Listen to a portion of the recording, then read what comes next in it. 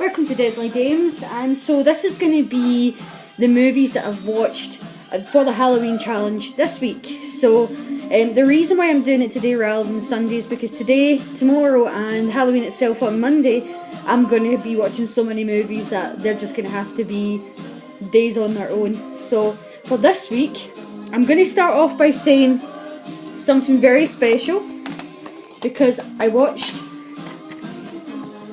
Hold on. Can never get the light right in this room.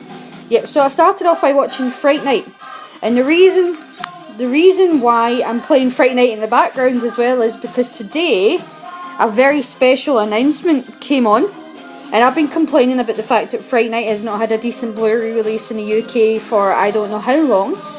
But I was online killing time whilst my partner was playing Dark Souls, and went on to Zavvi.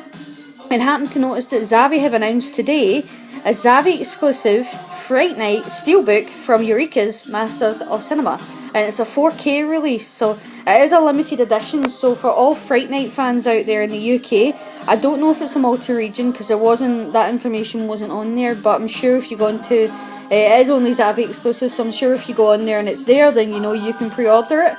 But for everybody out there, especially big massive Fright Night fans like me, go and pre-order that. It is a wee bit expensive, but who cares? Fright Night's amazing, so I've already pre-ordered. It's released in December, so I basically pre-ordered it and said to my partner, this is my Christmas gift, and she was like, okay, that's fine. So yeah, so we started off by watching Fright Night. Fright Night is a classic. It's actually been a wee while since I've seen it, believe it or not, and it still is amazing as it always was. I forgot how fantastic the effects were in this. Like the guy's melting, the lassie at the end where she's got like a big smiler of vampire teeth. Hold on, I'm going to turn down Fright Night, it's a wee bit too loud. There we are. It's a bit better. So yeah, I forgot how fantastic the effects were in this movie. I actually forgot how annoying his best friend was as well, but I think they made him annoying for a reason so that you didn't bother too much when he died. But all we need now is for someone to announce they're going to release Fright Night Part 2. That would be like a dream come true for me. But yeah, if you're a fan of Fright Night as much as I am, go and pre-order that steelbook before it sells out. So moving on, I also watched the classic and original Friday the 13th. You know something, I've had the Blu-ray for a while, and I've actually watched the Blu-ray before on my old television. But we bought a new TV, and it basically upscales everything to 4K. We don't have a 4K player yet, but it does upscale everything, and you can see it when you watch it. So this is the first time I've actually watched the Blu-ray on the upscaling 4K TV.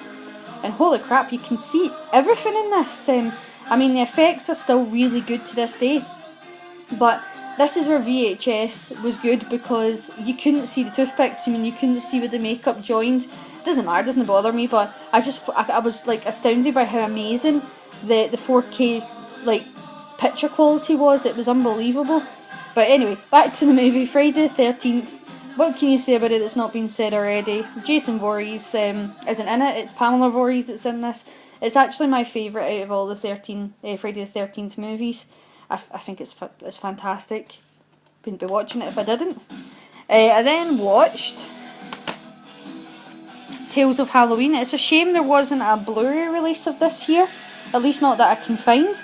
I thought this was absolutely phenomenal. It's the best anthology movie I've seen since Trick or Treat, and there's a couple of like amazing sections in this. I don't know if it's got the names of them on the back.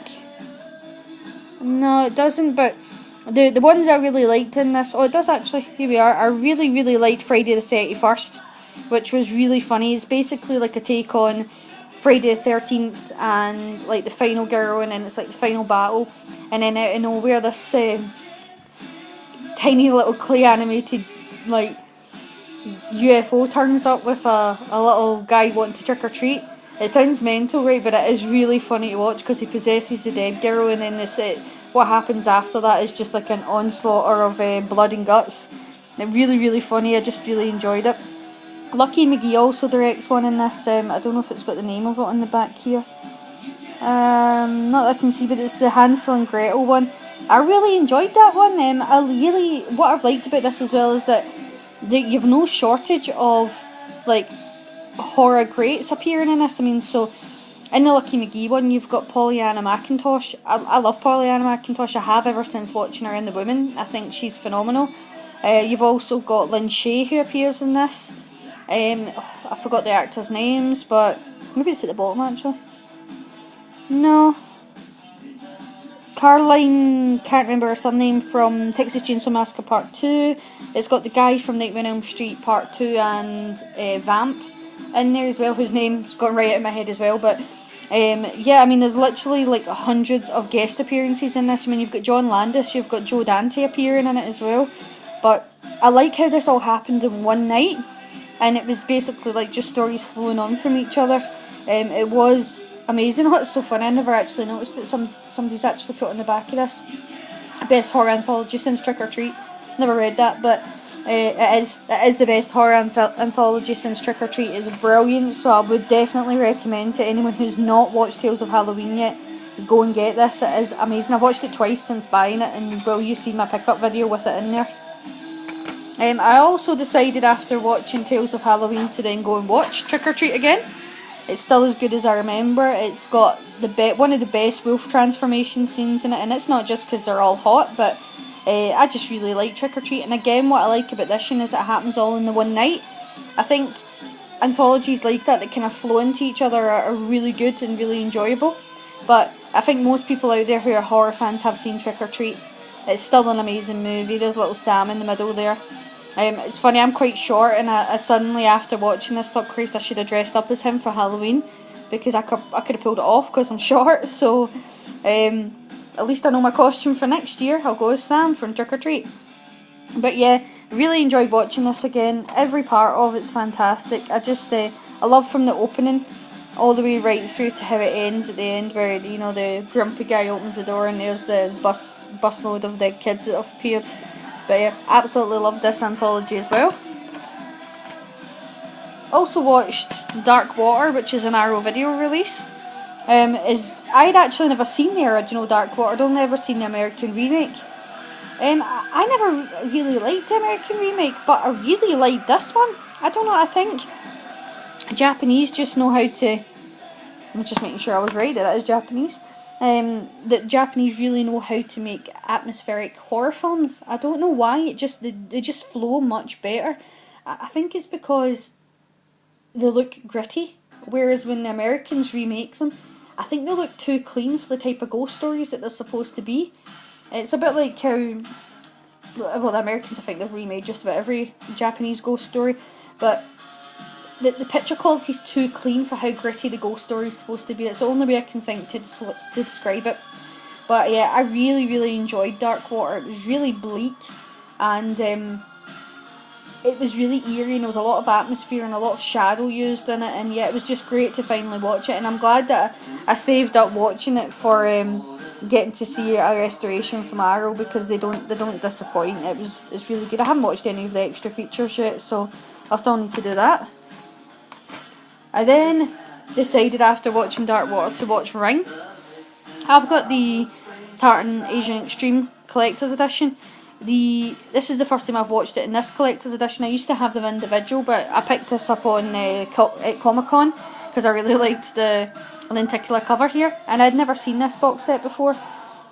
I would love to see somebody like Arrow release the Ring, or the Ring trilogy would be really good as well, because the picture quality in this was really quite poor, and although this one had a really good picture quality, it still kept its grittiness, I should probably say that, whereas with this one it was very, very noisy looking, the picture quality.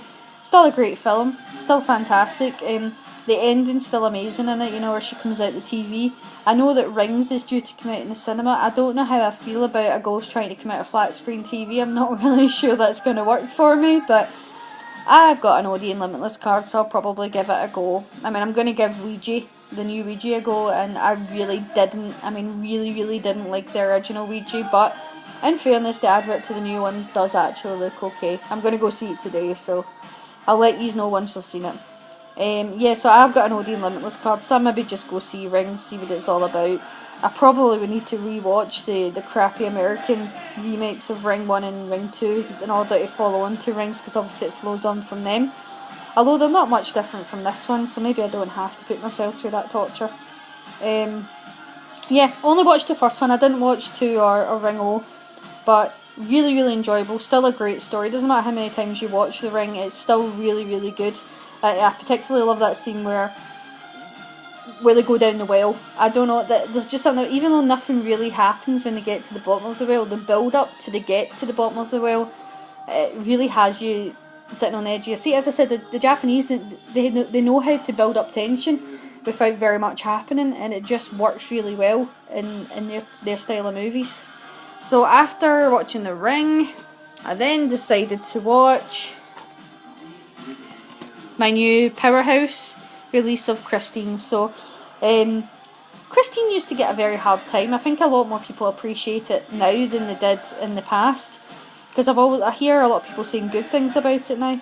But I actually really like Christine, and I think the reason why I enjoy it so much is because the 2 male leads in it, they're believable as friends. They're believable as, like, the jock guy was always used to being the popular one, and he's believable when suddenly, you know what, his friend, who's kind of considered the geek, now gets the new hot lassie. And like the turmoil between that, of him seeing his friend suddenly becoming the popular guy. The bullies, in my opinion, get what they deserve in this. I'd have done worse to them if I had Christine. I'd have proper mushed them up more than what he did, because they're just, pardon my French, arseholes. But the bullies get what they deserve. It's funny that there are parts of John Carpenter's score in this, but it really does benefit from having the old rock and roll music. It really wouldn't have worked if they didn't play it. You needed to play it because obviously it comes through the radio to signify Christine's mood. I also love that they don't feel the need to explain why Christine is a possessed evil car, or whatever she is. I love how they feel they don't have to explain why this car's the way it is. You can just leave it to your own imagination. I'm really looking forward to what else Powerhouse release. I know I did this in my pickup video, but I also bought Body Double from them. I've already pre-ordered Happy Birthday to Me. I probably will get a couple of the other ones from them, because they are limited editions, so if you swither with these things, you miss out on them. Unlike many people, because I watched a video this morning of a guy who was going through his Arrow video collection, and half of them weren't opened. I don't see the point in buying these amazing movies to not open them just because you're a collector. You know, buy a bag and put them in the bag if you're worried about them getting damaged. And I know it sounds a bit daft, because I do pick up I nearly said lenticular, but I do pick up the Amory cases because I don't want to wreck the ones in my special edition box sets. I'll open them. I still open them and still look at them. And I only really pick up the Amory ones if I see them really, really cheap. But I just don't see why you would buy something, especially with the amount of money that they cost, to never watch them. So yeah, anyway, that's my rant over with that one. So I couldn't believe it when I was watching that video. I just thought, what? If you're going to spend a lot of money on these amazing movies, bloody watch them. And so anyway, I'm looking forward to what else Powerhouse Films releases. And I will be opening them and I will be watching them. But yeah, they are limited editions, so see if you hesitate too much, you'll miss out on them. So if you're thinking about getting them, just pick them up. Also, just at the end of this video, one of the trees in the street, I think my partner's phone is ringing, but one of the trees in my neighbour's street has apples on it, and I had to pick this one because look at this thing, what a freak. I seen it as I was walking past and I thought, I need to pick this apple. Look at it. It is a freak mutated apple. It's like the basket case of apples. There's the brother and there's the little guy right there whose name I've forgotten. Lionel? But yeah, it's a basket case apple. So I just thought I would share that with you because it entertained me so much. So yeah, over the next last 3 days of Halloween, I'm going to be watching so many movies. I've decided to just do them as their own days rather than doing it all at the end, because if I run out of time, I wouldn't have enough time for them. But as always, thank you for watching. Please like and subscribe and leave any comments. Feel free. I do like to chat about horror films, and take care.